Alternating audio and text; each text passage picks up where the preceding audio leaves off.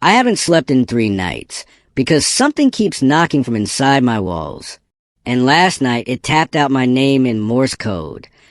Type where you're watching from, and let me know if you've ever heard knocking when no one was there. It started with my cousin, Riley. He told me about it like he was trying to mess with me, grinning like an idiot, leaning back his chair and saying, "All right, don't laugh, but there's this thing I heard from a guy online." The way he said it made me roll my eyes before he even finished the sentence. It felt like one of those dumb stories people pass around when it's too late, and nobody wants to admit they're a little creeped out. That kind of vibe. You know the ones. A friend of a friend saw it. Somebody's cousin went missing. Classic internet horror. He said it was called the Muerto Blanco. I had no idea what that meant, but he was dead serious for once, which was weird, because Riley joked about everything. He said it wasn't a ghost or a demon. Not exactly. It was a thing that watches. A witness. That was the word he kept using. Witness. Like it only exists when someone knows about it. And it stays around as long as you're thinking about it.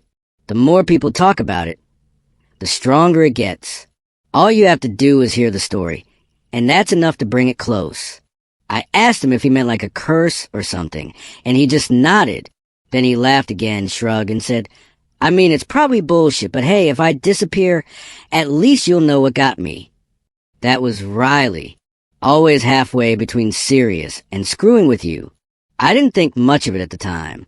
Honestly, I figured he got it from some weird subreddit and wanted to freak me out. He was always looking for new ways to one-up our late-night horror chats. So I brushed it off. Just another spooky campfire story for the digital age. That was the last normal conversation I had with him. A few days later, he texted me out of nowhere, "Hey, has anything ever knocked from inside your house?" I thought he was still on the same bit, so I replied, "Only my anxiety." He didn't answer. Later that night, he called. He sounded off. Not scared exactly, but distracted. Jumpy. Said he'd heard knocking the night before. 7 times. Like something was inside the wall by his bed. I told him it was probably the pipes or some raccoon in the attic or whatever.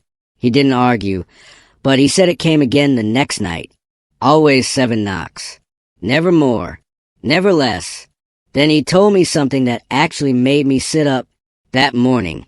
He turned on the faucet to brush his teeth, and the water came out pink. Not rust. Pink.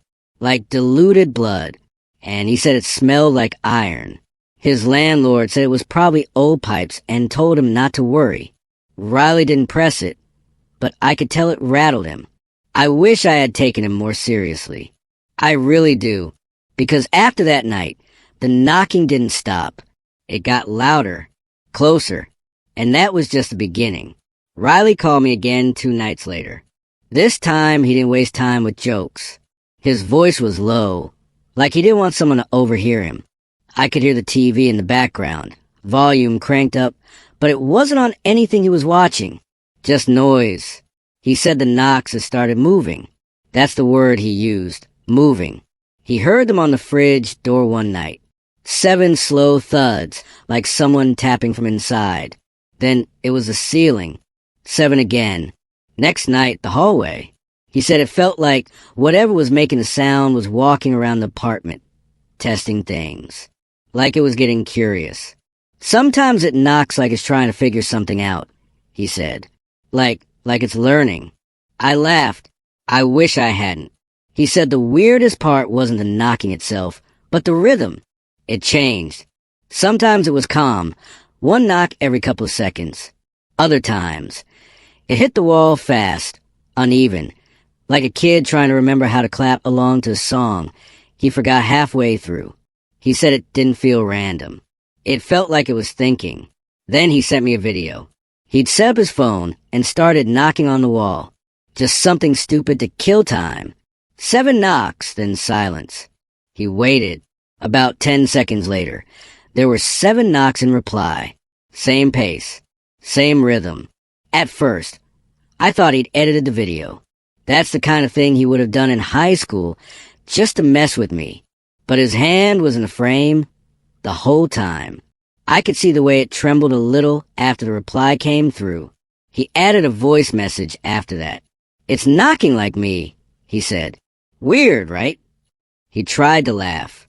It didn't sound real. He didn't even try to hide how shaken he was. You could hear it in his breath.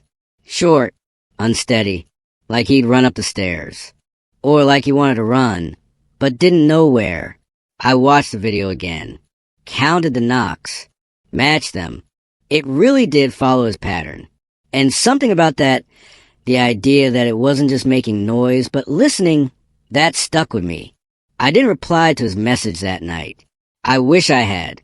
Because after that video, Riley stopped calling. The last message Riley ever sent me was 6 words. "It's copying me. It knows now." That was it.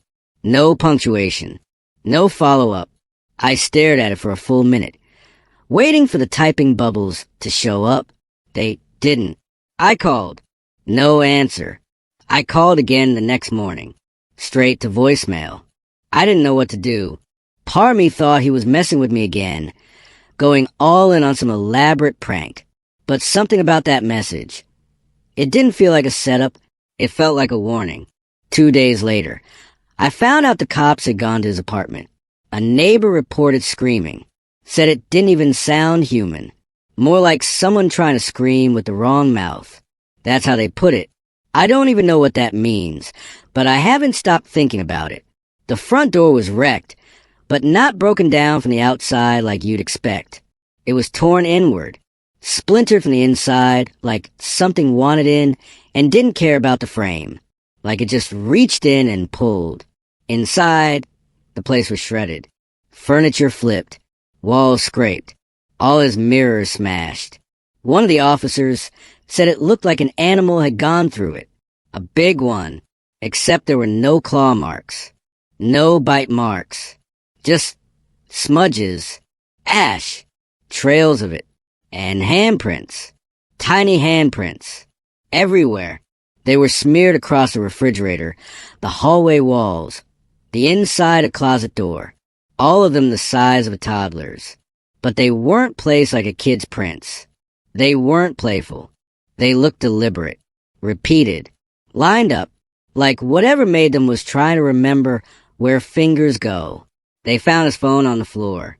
Screen cracked, but still on. The camera was recording, had been for hours. Most of the footage was nothing. Dark apartment. Silent rooms. Every so often, you'd hear something shuffle. Once, a drawer slid open all by itself. At the 5-hour mark, something walked past a frame. No footsteps.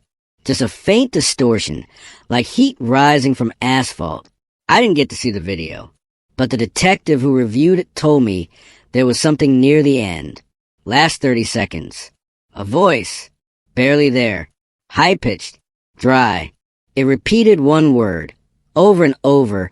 Like a kid testing out a new sound. Witness. Witness. Witness. Like it was practicing.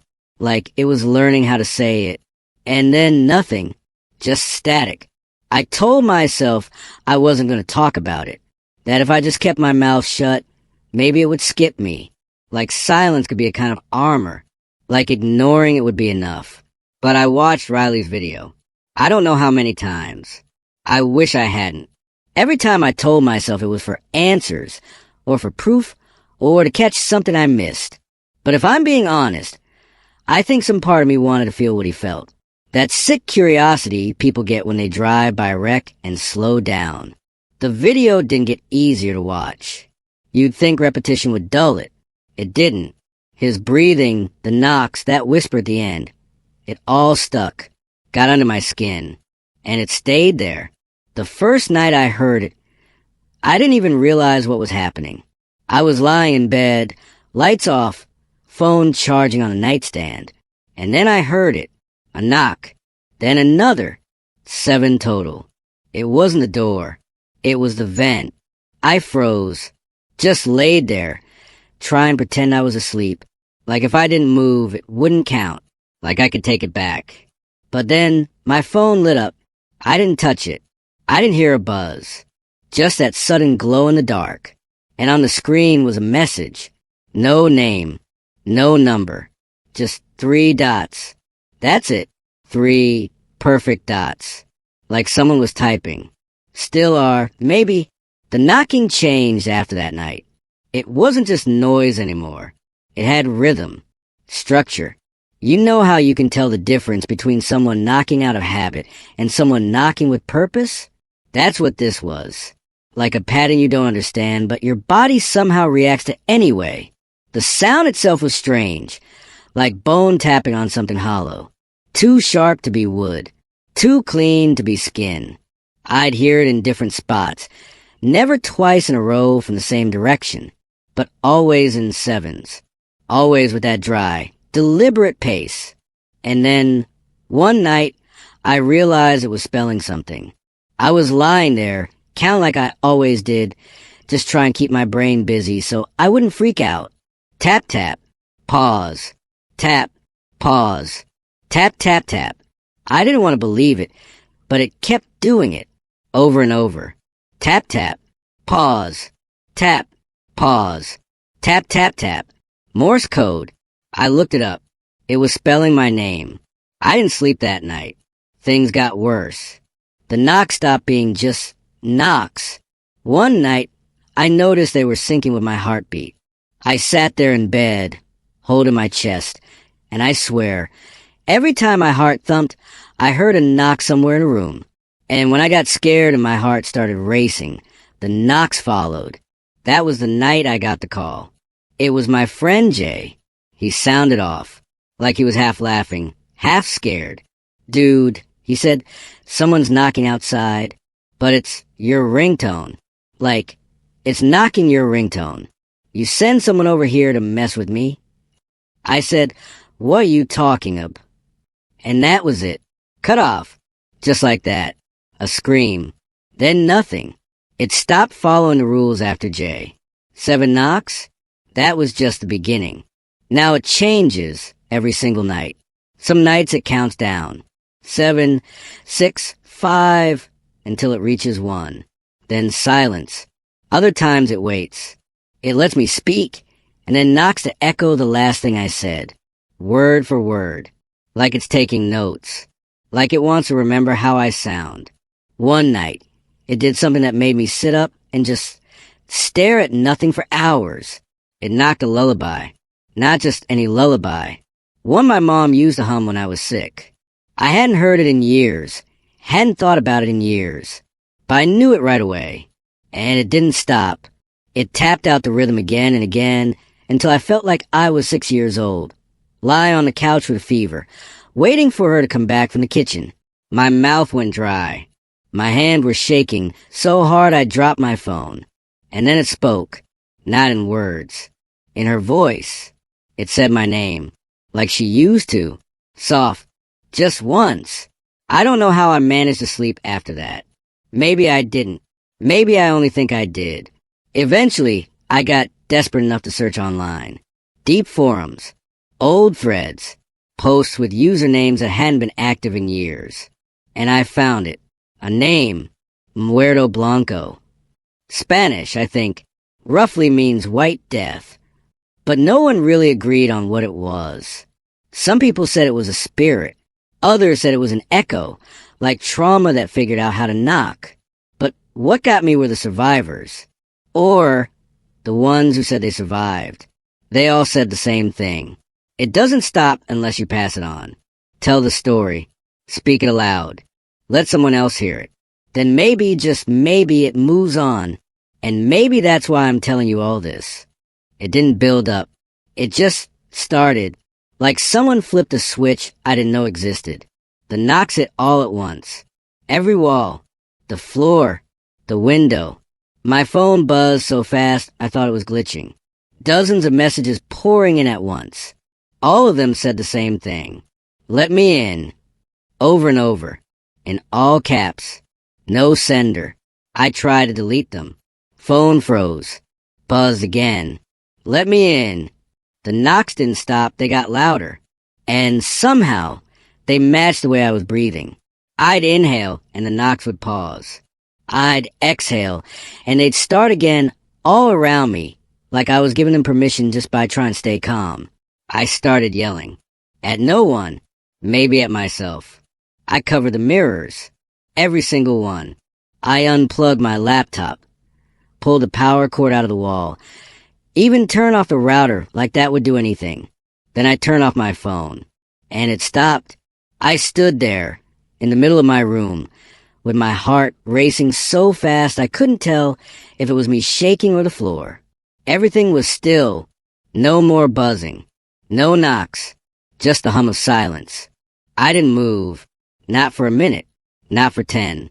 Then there was a sound, not in front of me, not behind the wall, not in the ceiling or under the floor. It was right behind me.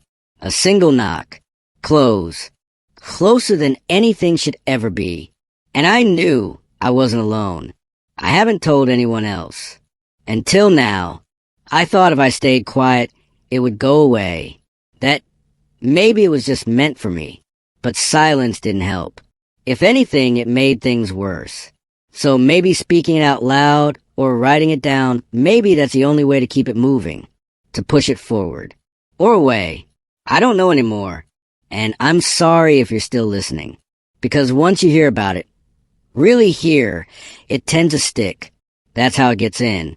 It doesn't need you to believe. It just needs you to know. And now you do.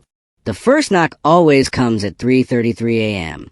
I don't use an alarm anymore. I don't need to. I wake up right before it starts. Every time. Sometimes it's from the vents. Sometimes the pipes. A few times, it came from inside the headboard. I tried moving rooms. That didn't help. I tried staying at a friend's place. That was worse. It followed. Or maybe it was already there, waiting. If it happens to you, count the knocks. Listen carefully. Don't assume it's random. It won't be. It never is. Last night, it tapped out my name. I counted each hit, every pause, every beat between. I even wrote it down to be sure I wasn't imagining it. Same number of letters. Same rhythm. Like it was spelling me. I haven't slept in 3 nights. Not because I'm scared, though I am, but because I'm afraid if I drift off, it'll get closer. That whatever's knocking will figure out how to come through. Or maybe, just maybe, I'll start knocking back without meaning to, without realizing I'm the one answering. So now you know. If you hear it, any knock at all, anywhere, at 3:33 in the morning, don't just lie there. Count. And if the rhythm feels familiar, if it feels like your name, whatever you do, don't say out loud. It's listening. And now, so are you? Would you answer the knock if it sounded like your mom's voice? Or your own? Comment what you think is really going on. And if you've ever heard unexplained knocking, I want to know. Subscribe to Eerie Short and Scary Stories. If you want more tales you probably shouldn't be listening to alone at night.